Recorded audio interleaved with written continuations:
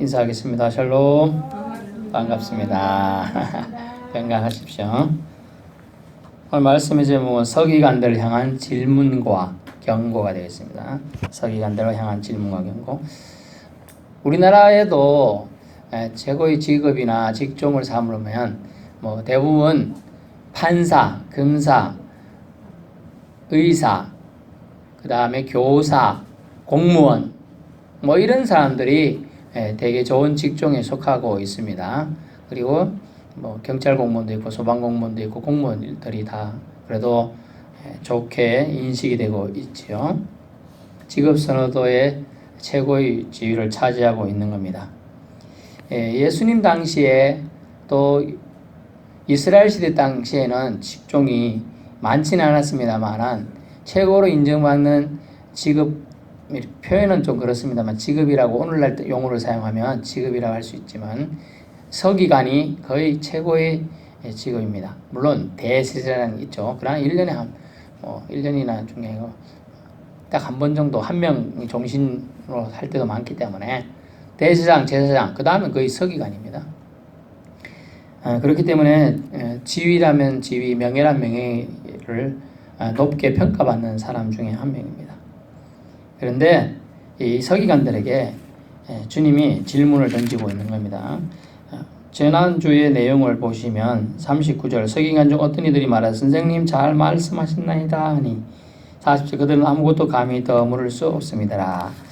그들이 사두개인과의 논쟁을 듣고서 예수님을 칭찬했어요. 자기들도 그렇게 생각한다는 뜻이에요. 그런데 그 속에서 예수님은 서기관들에게 질문을 던지는 거예요. 사람들이 왜 그리스도를 다윗의 자손이나 하느냐라고 하면서 시편 110편 1절을 인용하면서, 인용이 뭐냐면 구약에 있는 내용이 가져와서 말을 하는 거예요. 가라사대 누가 이런 말을 했는데 이렇게 말을 하는 것처럼 같은 것을 인용이라고 합니다. 인용. 사람들이 왜 그리스도를 다윗의 자손이나 하느냐. 이 그리스도란 단어는 기름 부음 받은 자란 뜻이에요. 기름 부음 받은 자, anoint. 기름 부음. 이 그리스도가 예수라는 단어를 자기는 안 썼습니다. 그리스도를 왜 다윗의 자손이 하느냐. 기름 부음 받는 자, 즉 메시아, 구원자가 그리스도의 자손이나 하느냐라는 질문입니다. 그런데 다윗이 친히 그 본문을 보니까 시편 110편 1절에 보면 다윗이 친히 주께서 내 주께 이르되 이런 표현이 있다고 그래요. 근데 시편 110편 1절을 보면 뭐라고 나옵니까? 여호와께서 이런 단어를 쓰고 있어요. 여기 조금 다릅니다. 하지만 그 단어가 그 단어니까 아도나이라는 단어가 원래 주라는 단어거든요. 다윗이 친히 여호와께서 내 주께 이르되 여호와께서 친히 말씀하신 거예요. 주님께 말하는데 여호와께서, 여호와가 누굽니까? 하나님입니다. 하나님이 내 주께 이르되, 이때 주는 예수님이에요. 이르되 말씀하신 거예요. 그 내용을. 말씀을 뭐라고 하느냐? 본문을 보시면 내가 네 원수를 네 발등상으로 삼을 때까지. 뭐냐면 원수가 있지요. 여러분이 원수가 있는데 여러분의 발등에 발 올려놓는 상으로, 가끔 이렇게 똑바로 앉아서 힘들잖아요. 그래 다리를 이렇게 하나 올려놓고 이렇게 올리는 것처럼 발등상으로 삼을 때까지 내 우편에 앉았으라. 이렇게 결국 뭡니까? 그 원수를 밟아갖고 이렇게 짓밟고 있는 거니까 승리했다는 뜻이에요. 이겼다는 뜻이에요. 그렇게 삼을 때까지 너는 내 우편에 앉아 있으라 라고 말합니다. 그런즉 다윗이 그리스도를 주라 칭하였으니, 다윗이 왕이잖아요. 다윗의 후손으로 그리스도가 온다고 했는데 다윗이 그때 몇천 년 전에 다윗이 그리스도를 주라고 칭해버렸어요. 그러면 그리스도가 먼저일까요? 다윗이 먼저일까요? 이제 이런 얘기예요. 칭하였으니 어찌 그의 자손이 되겠느냐 하시니라. 자, 어렵지만은 잘 들어보시면 기억에 남습니다. 나중에 또 생각이 납니다. 44절에 보면 그런즉 다윗이 그리스도를 주님이다, 주인님입니다 라고 부르셨으니 어떻게 그의 자손이 되겠느냐. 유대인들은 그리스도가 다윗의 후손 오신다는 것을 알고 있었어요. 예언되어 있었으니까요. 예언이 이제 미가야서도 예언되어 있고 요엘서도 예언되고 비슷한 예언들이 말세라고 하면서 올 것에 대한 예언이 되어 있고 말세에 엘리야가 온다는 표현을 통하여 엘리야가 아니고 예수님을 상징한다는 사람도 있고 세례 요한을 상징한다는 사람도 있고 그런 예언들이 있었기 때문이죠. 근데 우리가 뭔가를 안다는 것은 지식은 인성적인 측면이에요. 사람적인 것, 육신적인 측면이에요. 그래서 다윗의 후손으로 온다는 것은 이제 시간적인 개념인 시간에 묶여 있을 수밖에 없는 우리 인간적인 개념이라는 거예요. 근데 그리스도의 신성적인 측면을 모르는 내용이죠. 몰랐기 때문에 그런 얘기. 그래서 우리가 뭘 안다고 해서 아주 표면적으로 아는 거예요. 제가 이 이파리가 며칠 전에 없었는데 있네요. 이러면서 이거 새로 나왔긴 났나 보다. 그 정도지. 얘가 어떻게 생겨나가지고 물줄기가 기공을 뚫고서 호흡을 한다는데 어떻게 하는지 저는 잘 몰라요. 뭐 뒷면으로 하는지 앞면으로 호흡을 하는지 저는 잘 몰라요. 근데 하나님은 아신다는 거예요. 이 뒷면으로 호흡을 하는지 앞면으로 호흡을 하는지 왜 얘는 파랗고 얘는 붉은색인지 저는 잘 몰라요. 하나님은 아셔요. 하나님 만드셨으니까. 우주 역사에 보면 어떻게 보면 제가 태어난 거 지금 있는 것보다는 얘가 더 옛날부터 살아왔을 가능성이 많잖아요. 어쨌든 그렇습니다. 그런데 아브람, 이삭, 야곱 이러면서 쭉 이제 내려오다가 다윗, 솔로몬 쭉 내려가고 저 밑에 예수 그리스도가 태어났거든요. 그러니까 할아버지가 다윗이야. 근데 그리스도는 저 밑에 있는데 따지 보면 몇 년 차이인데 1000년도 차이 나는데 주님 했으니까 이해가 안 되죠. 아니 아무리 그래도 자기 아들 뻘 보이지도 않는데 주님 합니까? 안 하잖아요. 몰라요? 선주인데 저 밑에 안 보여. 까마득한 안 보이는데 주님이라고 했다는 거예요. 그것은 신성적인 측면을 다윗에게 성경에 아주 중요한 칭찬 2개가 있어요. 다윗은 하나님의 마음에 합한 사람이라 이런 칭찬을 해요. 저도 이 칭찬을 듣고 싶은 사람입니다. 여러분도 그런 칭찬을 듣는 사람이 되시기 바랍니다. 하나님 마음에 합한 사람, 얼마나 그런 사람이 성경 전체에 다윗밖에 안 나와요. 하나님 마음에 합한 사람, 쏙 들었다는 뜻이. 그리고 또 하나의 칭찬인데 그가 하나님의 영이 항상 머물렀더라는 표현이 있어요. 하나님의 영. 우리가 오늘날 용어는 성령으로 칭해집니다. 항상 영이 머무니까 거룩만 생각하는 거죠.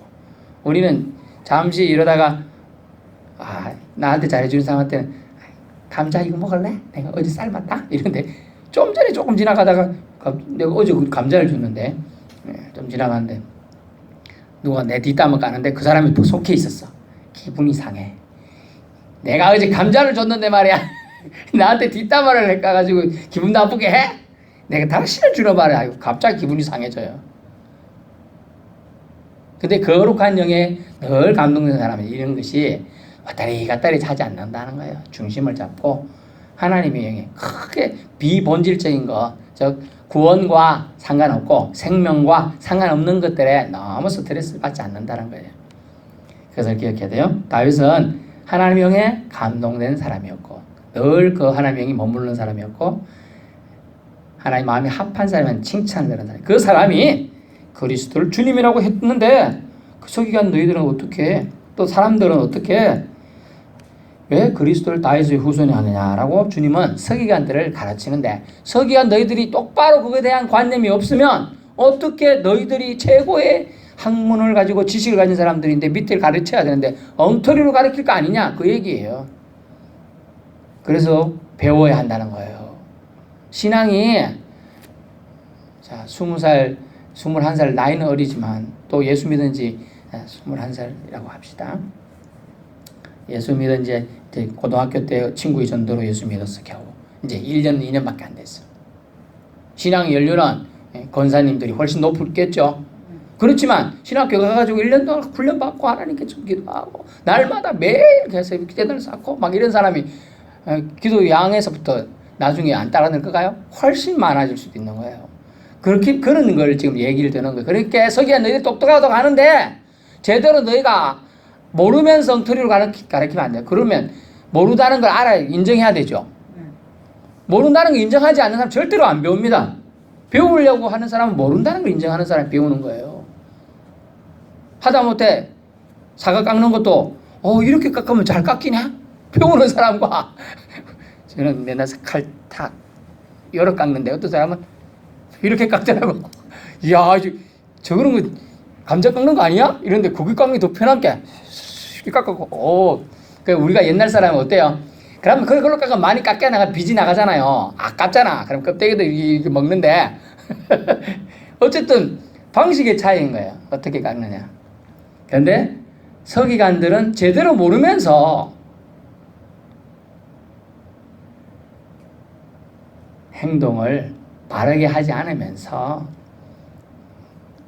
지금 예수님을 칭찬하는 듯한 말을 하면서 은근히 또 그렇게 한 뉘앙스가 있음을 주님이 아시고 그들을 가르치고 있는 겁니다. 뭔가 봅시다.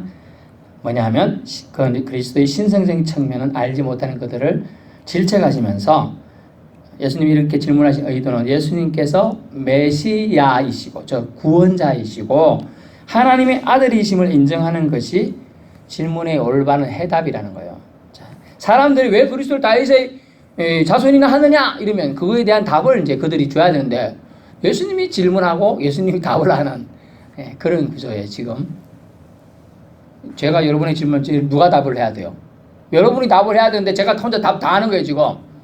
지금 시편 인용을 통해서 질문은 대적자들, 포효는 그렇습니다. 대적자들을 침묵케 함과 그리스도의 온전하신 신성이 뭐라고 했어요 오늘? 다윗이 보기에 그리스도라고 했기 때문에 그 후손으로 인한 시간적 개념이 아니라 그 이전에 이미 존재하고 계셨던 신성적인 측면을 말하는 겁니다. 신성을 말하는 거예요. 새롭게 확인시킨 것. 다윗은 예수님을 주님이라고 불렀습니다. 육신적 성유신 되기 전의 사건으로는 다윗의 후손이나 다윗의 주가 되면요 영원하신 하나님으로서 성자 하나님이 먼저 존재하셨기 때문에 그렇습니다. 성부 하나님, 성자 하나님, 성령 하나님을 우리는 믿죠. 그 성자 하나님도 말씀으로 로고스로 존재하셔서 요한복음 1장 1절에 나오고 창세기 1장에 등장하시는데 만물이 운행되는 가운데 하나님이 말씀으로 세상을 창조하셨다라고 할 때 그 말씀이 바로 예수님인 거예요. 말씀이. 그것을 성자 하나님이라고 하는, 그것을 이해가 안 되실 분이 있겠지만 여호와께서 말씀하여 이르시되, 말씀이라는 단어가 실행력을 가진 거예요. 사모님 좀 이따가 감자 먹고 싶으면 맛있게 구워주세요. 실행력이 지금 가요, 말이. 그러면 진지하게 말했다 그러면 굽어야 되잖아요. 근데 예를 들라고 한 말이다 그러면 안 굽겠죠? 그렇게 실행력을 제가 말하라고 말씀이라는 단어, 우리 옛날에 뭐라고 했어요? 아무개가 가라사대 하면 그거 하잖아요. 아무개가 이르시되 가라사대 말씀하되 이런 거예요. 지금 공자 맹자를 신봉하는 사람들은 공자께서 공자왈 하면서 막 천자문에 보면 뭐 이렇게 나오고 맹자왈 하면서 왈 그런 뜻이에요. 그런 식으로 표현했다는 걸 얘기해 주고 있습니다. 다윗에게 생명을 부여하신 분이 주님임을, 즉 예수님임을, 하나님을 알았기 때문에 다윗은 그를, 즉 예수님을 주라고 표현했다. 45절 47절에 보면 서기관들에게 좀 전에 예수님이 질문하신 그 의도가 이제 나와 있어요. 뭐냐 하면 서기관들이 이랬기 때문에 서기관들에게 너희가 본분은 뭐냐? 즉 하나님 대해서 바로 전하는 건데 그거에 대하여 전달하기 위해서 정말 노력하거나 연구하는 것이 아니라 뒤에 45절부터 47절 이후에 있는 모습 때문에 내가 너에게 바른 가르침을 준다는 거예요. 뭐냐면 45절부터 있는 모습이 뭡니까? 서기관들의 가식적인 모습, 가짜 모습 때문에 그래요. 가식, 외식. 외형이 어땠어요? 긴 옷을 즐겨 입었죠? 시장에서 문안받는 걸 좋아했어요. 왜? 긴 옷을 질질 끌고 다니면 사람들 보기에는 옷도 없는 사람인데 멋있게도 보였겠지만 이렇게 관심을 끌잖아요. 혹시 바람이 분다 생각, 긴 옷이. 그냥 펄럭펄럭 갈까 아닙니까? 그냥 사람들이 쳐다보는 거 이렇게. 보통 사람은 그냥 단숨에 그냥 지나가는데 펄럭펄럭 하니까 뭔가에 다 쳐다보는데 서기관님이 아이고 오셨습니까? 이런 인사를 한다는 거예요. 그래서 일부러 다른 길이 있어. 그런데 일부러 시장길로 다녀. 인사 좀 받고 싶어서. 일부러. 또 회당에 가갖고 높은 자리 가서 하면 자리 높은 데 빌려줘야 여기 와서 앉으십시오. 이쪽에 여기 자리 3개 있네요. 이렇게 회당의 높은 자리, 그 다음에 잔치의 상석을 좋아한다 그랬어요.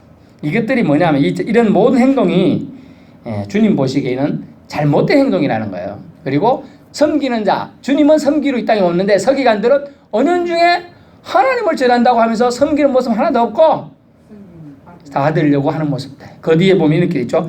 과부의 가산. 그나마 과부들은 어렵게 힘들게 살았어. 옛날에 너무 먹을 거 없잖아요. 그런데 내가 서기관이 이제 갖고 우리 네 집에 먹을 거 없냐? 좀 갖고 와라.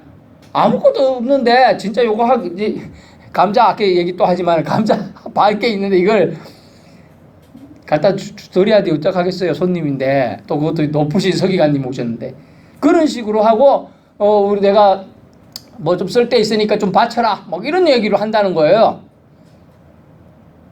그게 안 된다는 거예요, 선생님. 하나님께서는 서기관들 이런 모습들이 지적하시면서 잘못됐다고 얘기한 거예요. 그리고 또 하나가 뭡니까? 외식으로 길게 기도함. 여러분도 이렇게 기도를 길게 하셨는지 모르겠지만은 보통 이제 집중력이 좋으신 분도 한 10분, 15분 넘어가면 좀 힘듭니다. 그런데 이분들은 이제 기도를 왜 이골이 났는지 뭐 어쩐지 뭐 기도를 길게 잘해요. 제가 이제 서울에 이제 좀 큰 교회 좀 생길 때 보니까 거긴 특이한 게 있어요. 특이한 게. 이 종이 있죠? 종이 있어요. 그죠? 근데 장로님이 이제 기도 순서였어요. 딱 기도하는데. 대표 기도 하십니다. 그러니까 하나님 천지에 주자이시며 하나님 이시얼로 기도를 하는데 하도 안 끝나. 그래가지고 알람이 갑자기 띠르륵 울리라. 아니 기도 중에 알람을 해놨어. 왜요? 하도 길게 하니까 이제 그까지만 하고 말하라고. 일부러 그런다 이거죠. 그래가지고 그게 대표 기도하는 자리에 이렇게 써놨어요. 제발 기도 길게 하지 마세요. 저를 써놨다니까요. 그런데도 원래 핵심적 기도하면 그렇게 길게 할 필요가 5분이면 충분해요. 10분, 15분 가는 경우도 있어요. 다른 사람 다 졸고 있어요. 심지어 목사님까지. 제가 그걸 봤기 때문에 얘기하는 거예요. 가식이 그렇게 정말 하나님께 알 기도 많지만 대표기 될 때는 핵심적이기만 해야 되는 것이에요. 그거 자기 전생에 태어날 때부터 하던 기도 쭉 하면 안 돼요. 내가 6살 때 이랬는데 7살 때 그거 다 하려면 1시간 더 하죠. 가식을 얘기하는 겁니다. 외식으로 길게 기도하는 것도 합당치 않아요. 자기 사연이 많고 그러면 혼자 초소에 와서 기도 계속 하면 되잖아요. 남보라고 한다는 거예요. 결국 남보라고. 기도도 남보라고. 남 때문에 한다는 거예요. 잘못된 거죠. 기도는 누구하고 대화하는 거예요? 하나님과 나 사이 대화. 대표 기도에서는 하나님과 회중과의 대화. 그걸 인도하는 거지. 자기가 그걸 안 된다는 거예요. 주님은 그 모든 것을 주님은 판단하시면서 이런 한마디로 서기관들의 지금 전곡을 찌릅니다. 이 말씀 보세요. 더 엄중한 심판을 받으리라. 아멘. 더 무섭게 심판이 있을 걸 말하고 있습니다. 하나님의 말씀을 많이 배우고 깨닫고 접할 기회가 많이 받은 자로서의 책임이 있음을 말하고 있어요. 저도 이제 자유롭지 못해 그래서 제가 더 많이 아는데 다 전달해야 되는데 여러분들이 뭐 이렇게 여기 있고 저도 또 이렇게 컨디션이 안 좋을 날도 있고 이러다 보면 잘 전달 못할 수도 있고 뭘 해야 되는데 안 할 수도 있거든요. 사람이라는 게.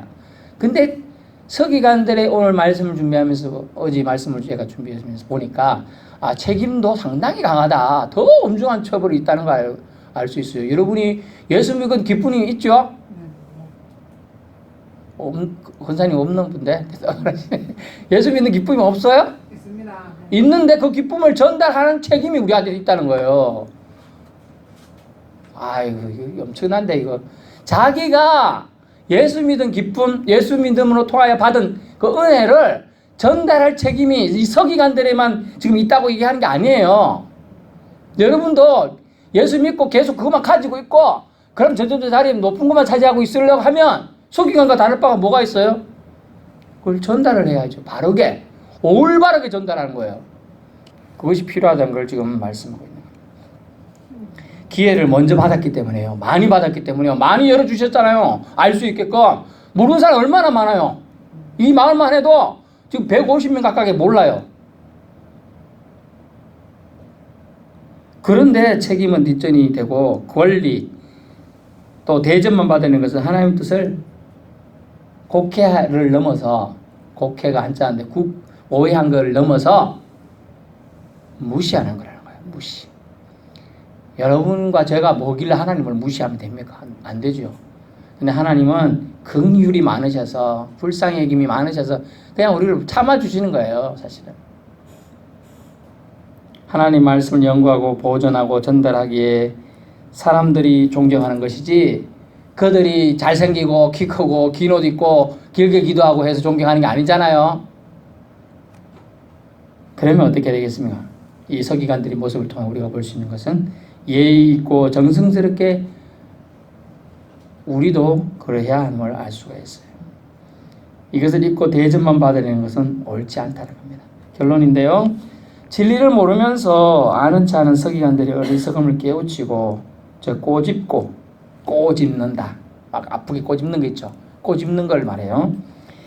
가식, 즉 가짜 가짜로 아는 거 그것이 아니라 진심으로 하나님을 바로 섬기는 법을 배워야 할 것을 오늘 가르쳐 주셨습니다. 오늘날 신앙생활을 조금만 오래 한 신앙인들이라면 서기관들처럼 이런 어리석음과 교만에 빠질 수 있다는 거예요. 내가 좀 더 아는데 말이야 하면서 저러면 안 돼 이러면서 하면서 쩌쩌 하면서